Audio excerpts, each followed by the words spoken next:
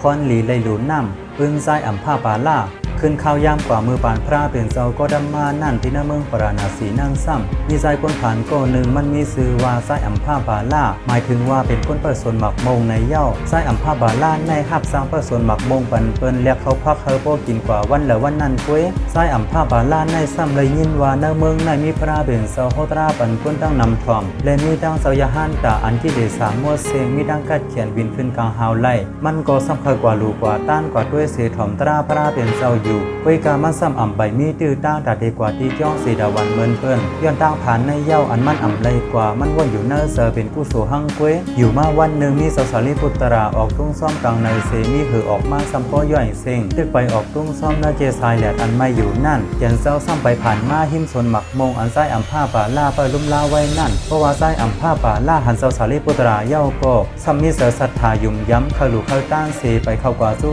สาลีพุตราเซลาดว่าย้อนผิดตั้งเสาเฮาแค่นตัวมานังลือเฮ่อแต่โฮมต้นหมักมงเฮ่อหายเสียก่อนค่าเพราะว่าเฮ่อหายมือเลยสั่งกว่าแทงคาแค่นตัวฮับเอาคอผิดบ้างคาเฮาเสียกำคาในอยู่เพราะว่ามันลาดเจ้าโกหายยามาเสือเสียเอาแผ่นผ้ามาเสือซ่อนเสือแทงสั้นหนึ่งหลูตีนางปันเจ้าสาลีพุตราไล่ลือเฮ่อเจ้าสาลีพุตราหันลองคัดเสือของไส้อัมพาบาล่าเสียสั่งเข้ากว่านังลือเฮ่อไส้อัมพาบาล่าในมันเคยไล่กู้โสตีเจ้าสาลีพุตรานาเคยเอาหมักมงในมาหลูมาดันกุ้ยก็ซ้ำโกถูกเจ้านายว่าเป็นลูกสร้างอันอ่ำนี้ลองซื้อโยกำเดถูกลาว่าเป็นผู้ลักในเซมันก็อ่ำฮัดเอาหมักมงในโซนันมาหลูมันสั่งไรกว่าตักน้ำมาหลูเจ้าสาลีพุตราเอาอะไรก็เย็นตัวเจ้าสาลีพุตราก็หันจะศรัทธาของไส้อัมพาบาล่าเสซุ้งน้ำนั่นเพราะว่าซุ้งน้ำไส้อัมพาบาล่าคนประสนหมักมงอันมีเสือศรัทธาเอามาหลูนั่นเย้าไหนไว้สีนั่นก็อนุโมทนาห่อปันไส้อัมพาบาล่าเสขาดกว่าไส้อัมพาบาล่าคนประสนหมักมงในมันในส้มหนาอันมันไหลหลุดน้ำตีเจ้าสาลีพุตราไหล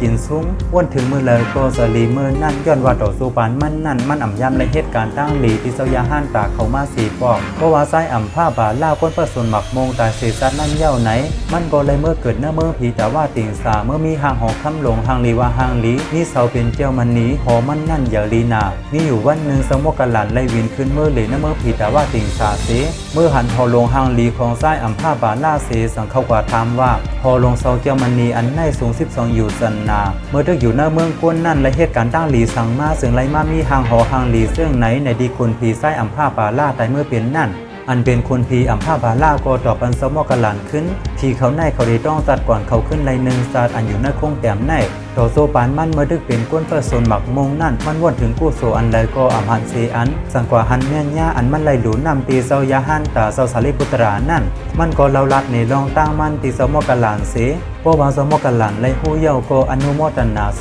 กว่าด้วยหอผีดังอันแพงในอยู่เย้าผู้ก้นหลีเขาในการอ่ำลีนั่นอีดอ่อนออดหนึ่งก้อยก็เขาอ่ำเฮ็ดเหมือนเสื่องนางไส้อ่ำผ้าป่าล่าในถึงได้เป็นก้นเปิดส่วนหมักมงสีตาก็มันเคยเอาหลูการฮือก็มันอ่ำเอาหลูย้อนอ่ำไล่อาข้างเจ้าสนเขาวนว่าปื้นอันไล่ลัดหนีมาในที่บันตั้งหูตั้งหันหลายก็ไล่อยู่ปิดภายใต้เสสิบภายในขึ้นปื้นข้าเข้าหมอกโมขาวหมอสูงค่า